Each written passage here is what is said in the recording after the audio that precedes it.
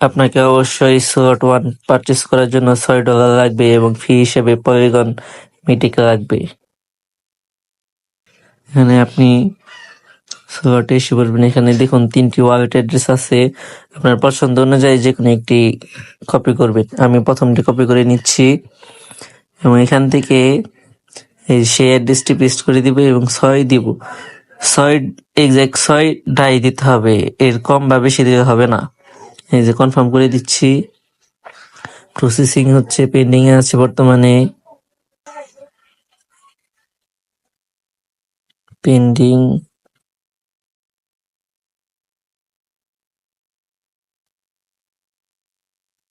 হ্যাঁ, আমার ডলারটি কেটে নিয়েছে।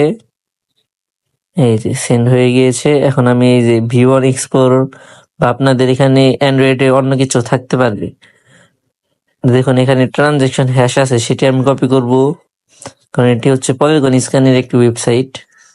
সেখান থেকে আমি কপি করে নিচ্ছি।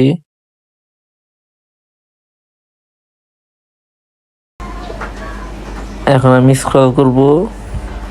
এখন এখানে আমি আমার রেফার কোডটি ব্যবহার করতে পারি। যে কোনো রেফার কোড আমি চাই ব্যবহারও করতে পারি, অথবা যদি মন না চাই তাহলে আমি নাও ব্যবহার করতে পারি।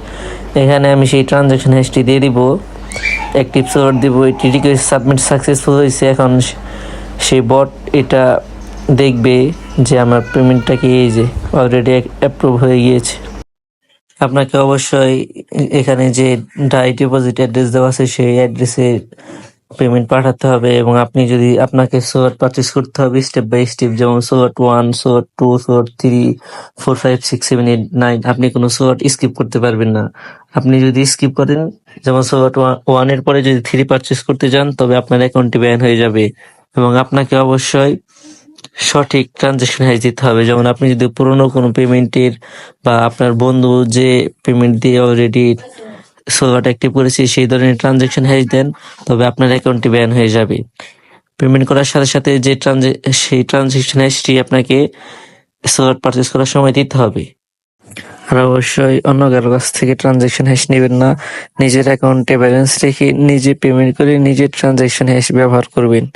আপনি যখন পেমেন্ট করবেন তখন কিন্তু তারা দেখবে যে আপনার ওয়ালেট অ্যাড্রেস থেকে কি পেমেন্ট এসেছে নাকি অন্য কোনো অ্যাড্রেস থেকে। কারণ আপনি যখন সাইন আপ করেছেন তখন আপনি ইতিমধ্যে তাদের কাছে আপনার ওয়ালেট অ্যাড্রেস দিয়েছেন। তারা তখন সেটা ভেরিফাই করবে যে আপনি কি সেই ওয়ালেট অ্যাড্রেস থেকে পেমেন্ট করেছেন নাকি অন্য কোনো ওয়ালেট অ্যাড্রেস থেকে সেই পেমেন্ট এসেছে, সেই ট্রানজাকশন হ্যাশ ব্যবহার করেছেন।